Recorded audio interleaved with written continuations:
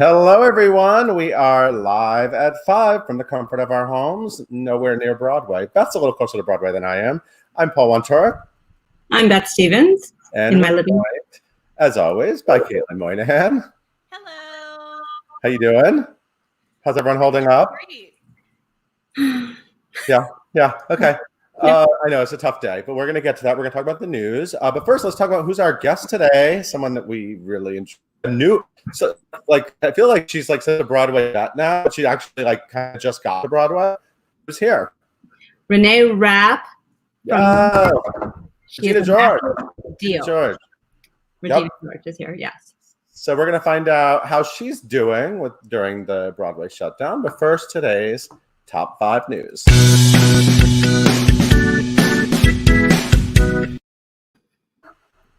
Our first story, Paul. Are you ready? Of sad news.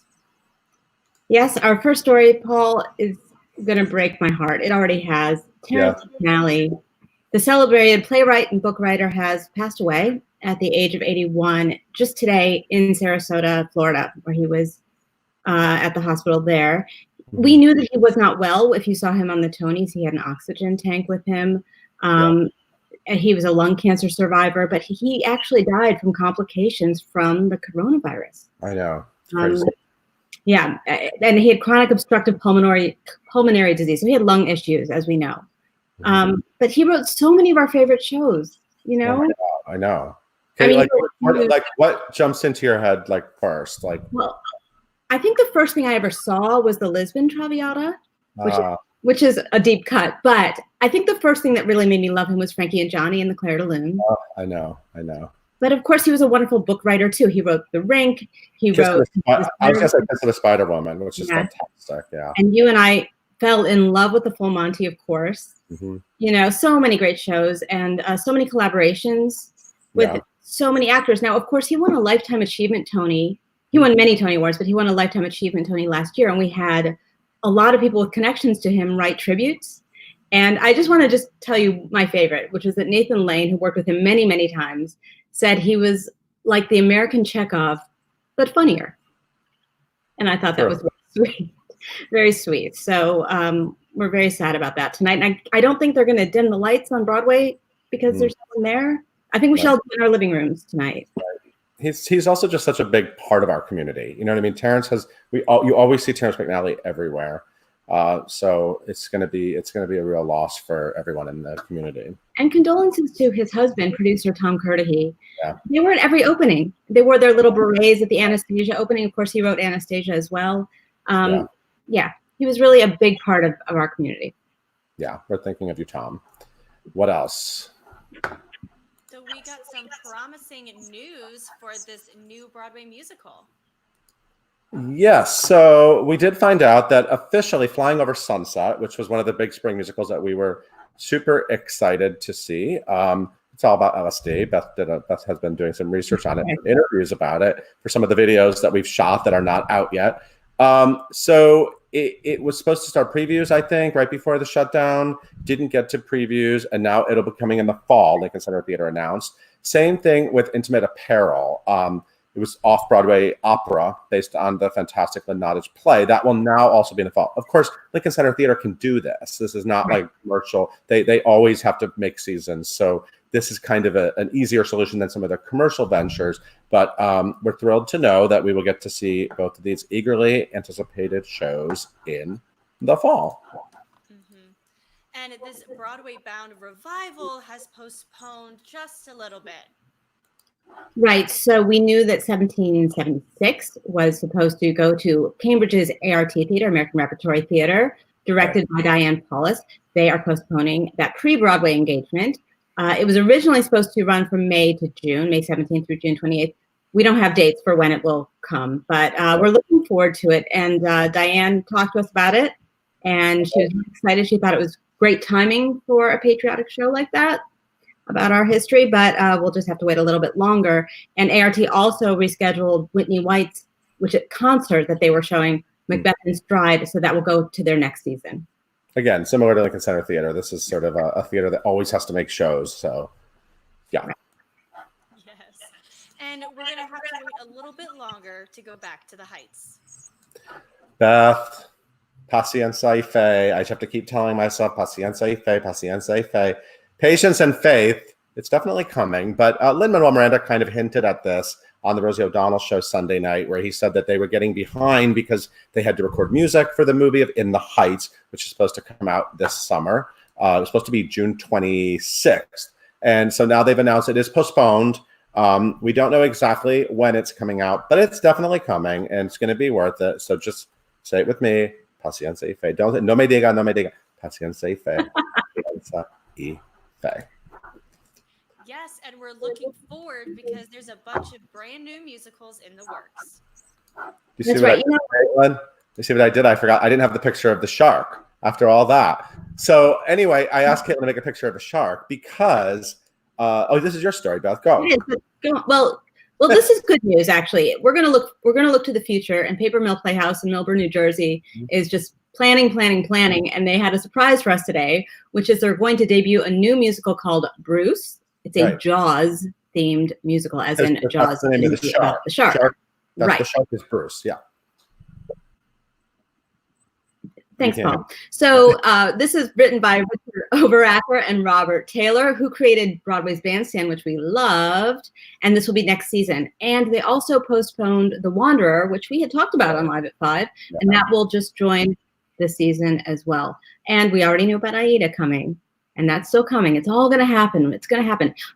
They also have Clue in the fall and The Sound of Music over the holiday season. So casting and specific dates for these new shows will come. That was a great move you did, by the way, Beth, in this world of live streaming, because we're all getting used to this. I couldn't tell if you were being shady or if you were frozen. And it was just beautifully played either way. It was just perfect. It was perfect. I'm going to let it be a mystery. Okay, that's our news for today. Thank you so much, Beth. Hey, Caitlin, why don't you tell everyone about today's guest? Gladly. Our guest, as Paul said, she's only been around for a little bit, but she's already kind of this Broadway icon, guys. We got Miss Reneé Rapp all the way over at Mean Girls with us today. She won at the Jimmy Awards, and then she took over as Queen Bee Regina George, and she's been doing it for quite some time now. But this marks her Broadway debut, and you guys, we're continuing to be live on both our Facebook and YouTube accounts, so make sure you follow Reneé on Instagram at ReneeMJ. Leave all of your questions down in the comments below, and please welcome Reneé and Paul. Hi, Reneé Rapp. Hi. Good. I'm good. Quarantined. Quarantined. That's about it. Yeah. Where are you? Where are you quarantined right now? So right now I'm in Michigan. Okay. I'm with Antonio. Come pop your head in, say hi. We're in Michigan with his family, right? Hi, Antonio. This is Antonio Cipriano, right? That's how you say your name? Indeed. You're in Drag a Little Pill. Yes. So you're both sort of affected by what's happening right now. Yeah. So at least you have each other, right? Yeah. We're holding the fort down. So right now we're here in Michigan. And then I'm gonna be in North Carolina with my family later. So we're just trying to like make our rounds and see everybody that we can while also staying by ourselves. So what are you guys up to? What do you guys? I was just like you're spending. Yeah. Trying to stay busy, trying to keep ourselves entertained. Yeah, we're cooking a lot, baking. Too much. Yeah, way too much. I'm getting fed really well. So I know that's the danger of this quarantine. Yeah, we're gonna have to maybe adjust my costumes when we go back, but I'm okay with it. I'm not mad at it. So you might come back a little more Act 2 Regina George than Act 1 Regina. Yes. I'll in the suit, but it'll be like quarantine, which is like nice. I'm not mad at it. I'm comfortable. I'm actually extremely happy that I can do whatever I want right now. That feels really good. That's the best thing. But it must be weird when you're in a show, both of you. You're both in these high octane shows every night. Jagged Little Pill and Mean Girls, and then suddenly like just all that, like it's just like a life change. You know what I mean? Like the energy, even just the energy level of doing a Broadway show suddenly just like drops out. Yeah, totally. It's really different, I think, because right now, like we're not around the people that we're around every single night, and you know, like, you know how much they become a part of your life and a part of your like show family, but you don't really realize like what an impact they have on your day to day until you don't see those same people every night. And that's really weird. It's really, really weird. The energy is completely different without seeing those people every day. And also, I kind of counted on dancing every night so that I could do whatever I want and eat whatever I want. But now I have to really kind of work out and, you know, take care of myself. Yeah, we have to actually do things now. So that's fine. And are you able to work out at home? Because that's not always easy. I mean, like, we can. We try. Have we? You know, we do some push-ups. No. And Do you like lift each other? Like, what do you do? Yeah. Yes. For sure. Well, last night we baked cupcakes, and like while the cupcakes were in the oven, his sister and I did planks, and then when they came out, we did some push-ups and abs, and then we ate one, and so like that was cooking was the workout. Stirring the batter was like a good arm. Sure. That's literally it. What about, are you staying in touch with your casts? I mean, actually, Renee, Mean Girls recently, you have a bunch of new people. Yeah. Who come in not that long ago. Wait, what month did you start again? Officially? September. Okay, officially you came in September, right? Okay. Yeah, and we had a huge turnover recently, and actually made a lot of changes to the show. Literally, I think. Oh, that's right. 2 days before we went dark, right? Yeah. So that was interesting because there was like so much adrenaline and like so much good energy behind what we were doing. Then it was like, okay, stop. Yeah. But I mean, everybody's staying super connected, and we're all just trying to look out for each other and make sure everybody's okay. We both, the morning before the Broadway shutdown, I guess that same day when it happened, I was on the phone and I was working on audition material because I had an audition the next morning. And so I had turned my phone off for like an hour and a half because I was working on like all these scenes and sides, and I was so overwhelmed, not even thinking about what was going on. Then I turned my phone back on an hour and a half later, and there's like text after call from like castmates, people in his show, my parents, and I didn't know what was going on. So I literally thought the world was ending. I thought we were at war because everybody was like, are you okay? My grandma was like, are you good? I was like, I think so.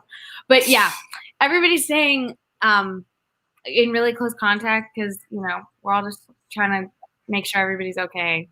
Yeah, everyone just kind of has to like people are communicating a lot more, right? Do you find yourself like, I find myself like hearing from friends I don't talk that often, or just feeling like the urge to reach out to people? Are you sort of experiencing that too? Oh my God, yeah.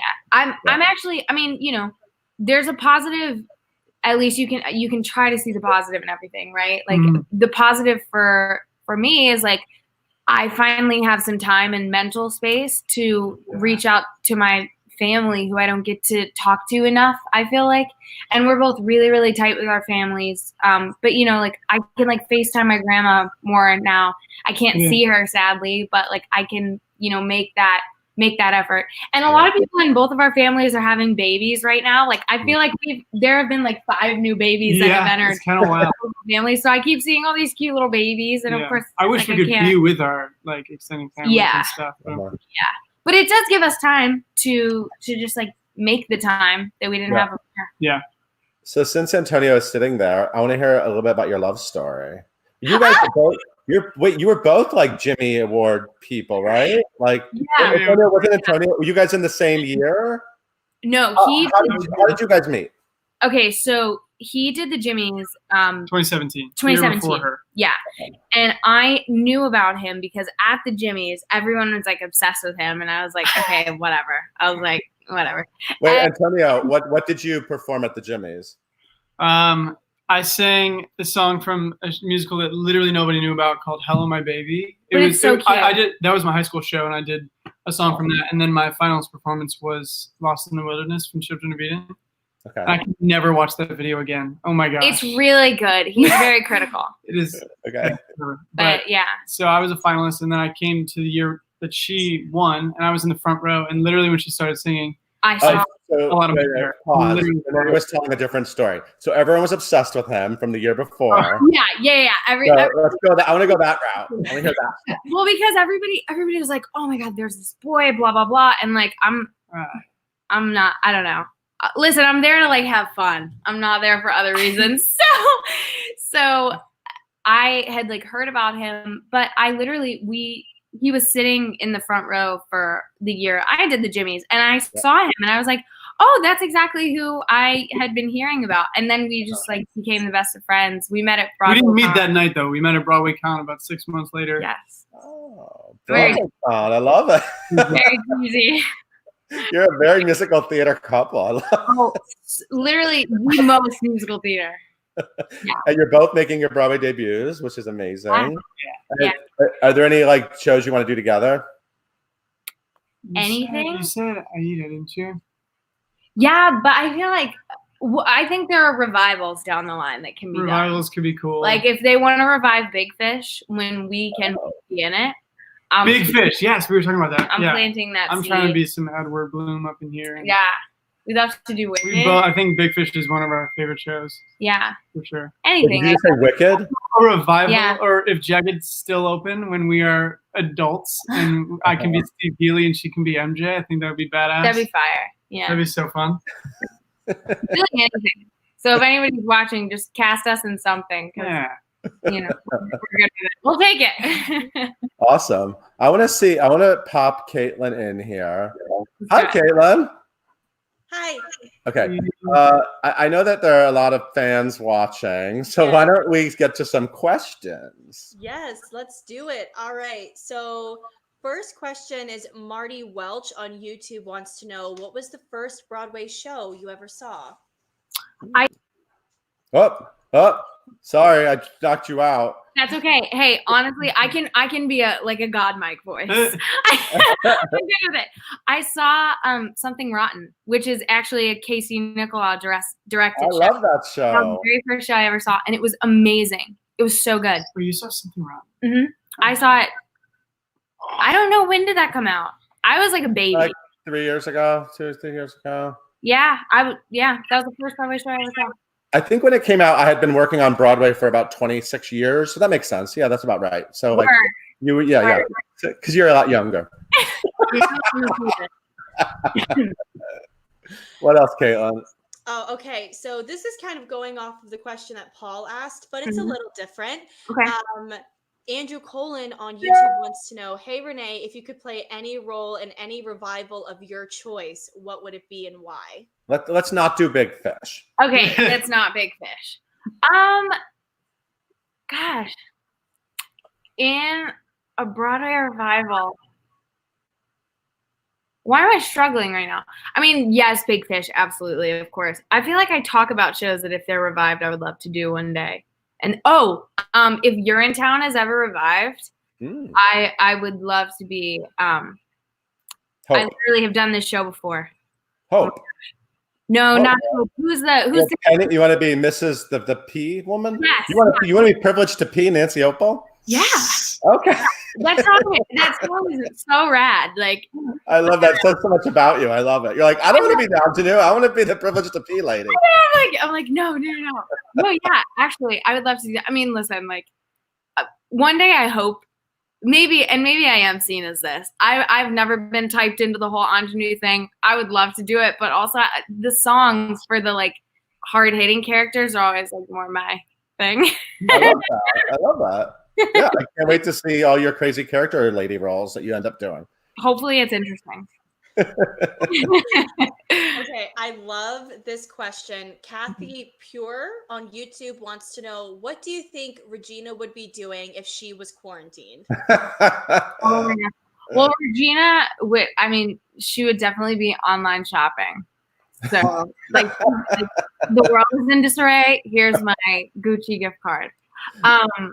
I think she would be online shopping. I think she would be maybe digging more at certain people and lifting other people up more so. Like, I definitely feel like she would be like ratting on everyone around her in her house. But to the world, she would be one of those people on Twitter who's like tweeting and is like, hey, keep your head up. Like, you know, do good things for yourself. And behind the scenes, she's like, and all of you are idiots. Like, she would be very hiding behind the screen. So yeah, she would be one of those. So she would be putting out all that positive, like, yeah, it's great to connect with people, but in reality, she would totally be. Yeah, no, she would not care. She would like fake care, totally. Yeah, but she would totally work it on social media for her brand. Absolutely. I love it. I love it. Okay, so Mackenzie Hansma on Facebook wants to know if you could play any other character in Mean Girls, who would you want to do? Ooh. Okay, I love this question. Two things. I would love to play Janice. Like in a perfect world, I wish I could play like Regina during the week and Janice on weekends. Because that like I feel like I am more in my life, I would like to think I'm more of the Janice track than the Regina track. I mean, like, hopefully, whatever.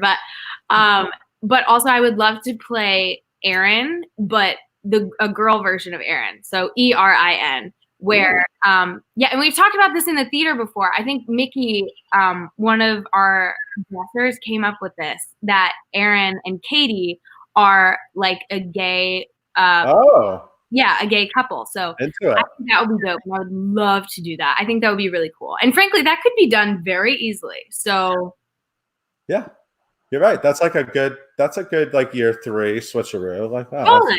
Yeah. That'd be a power move. Like we need some more inclusion. Yes. I think Tina Fey would like it too. All right, okay, ask the next question. I'm popping myself out for 1 second. Okay, cool. All right. Hi, Renee. Hey, lady. So Nicole on YouTube wants to know, how did you get obsessed with Jenn Colella? Actually, wait. This is actually a really good story because this tracks. So when I was younger, actually, I mean, I'm young right now, but like when I was way younger, like baby younger, probably 12, I did a masterclass series in New York, and Jenn was one of the teachers. And I literally will never forget her. And this was like the first Broadway thing I had like ever really done or encountered or whatever. My mom took me to New York. Jenn was one of the teachers in these classes, and she literally came in, and all I remember is she has this really cool tattoo of a star back here, I think. Yeah. I could have like dreamt this because she's everything to me, but like, no, she definitely came in. This is real.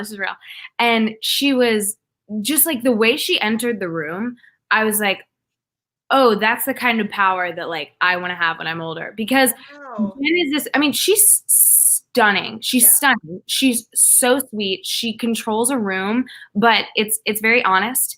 And she is just really, really badass.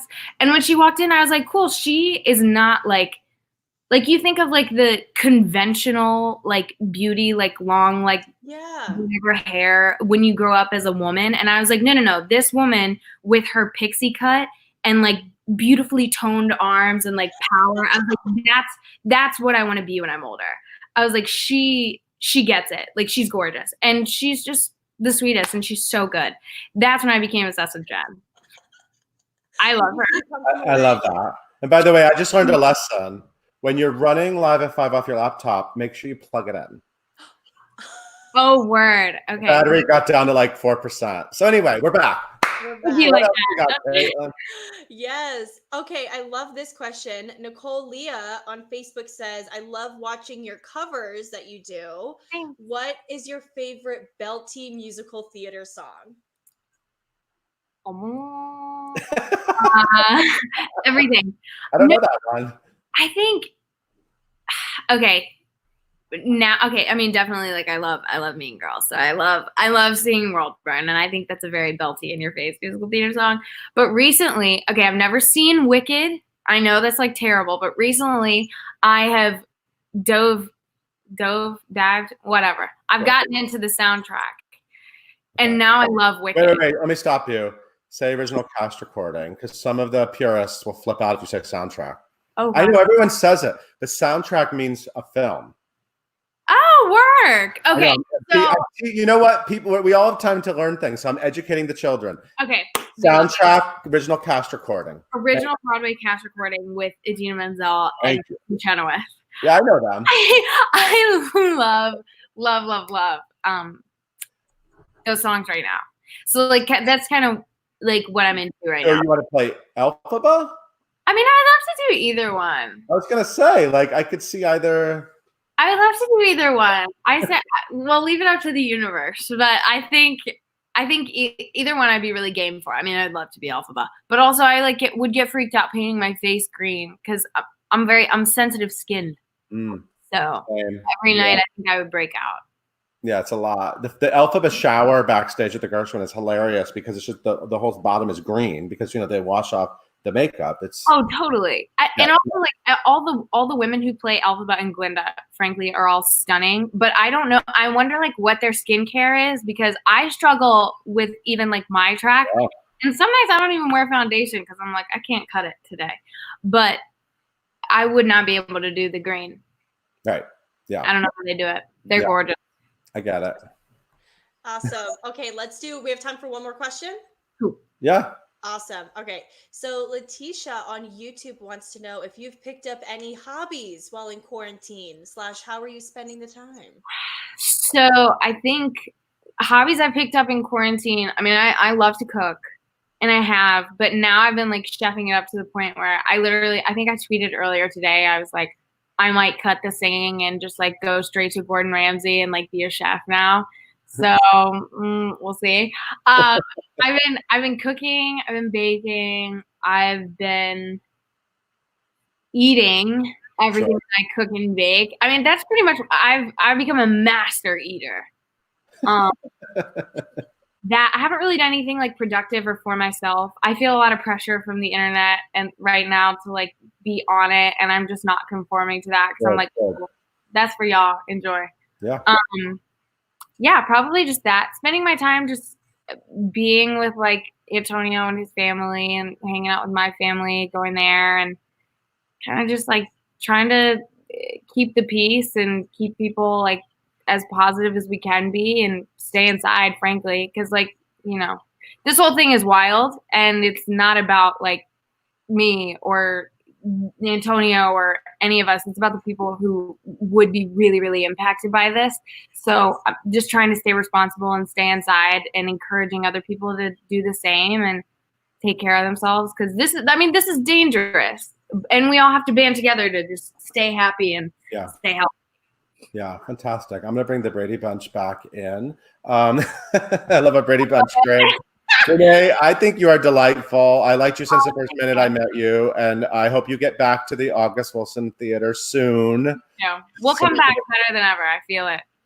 But just breathe and enjoy your time, and have a good time with Antonio. And we'll oh, there he is. Bye. We'll see you at the Broadhurst Theater soon enough. All right, so we're gonna say goodbye, and Caitlin, why don't you take us out? Yes. Thank you guys so much for tuning in today. Our Live at 5 home editions are going to continue to happen every single weekday, both here on YouTube and Facebook. You guys can listen to us where you get your podcast by searching for #Live at 5 and hitting that subscribe button. Be sure to tune in tomorrow when we talk to Ben Crawford, the Phantom himself. Bye, guys.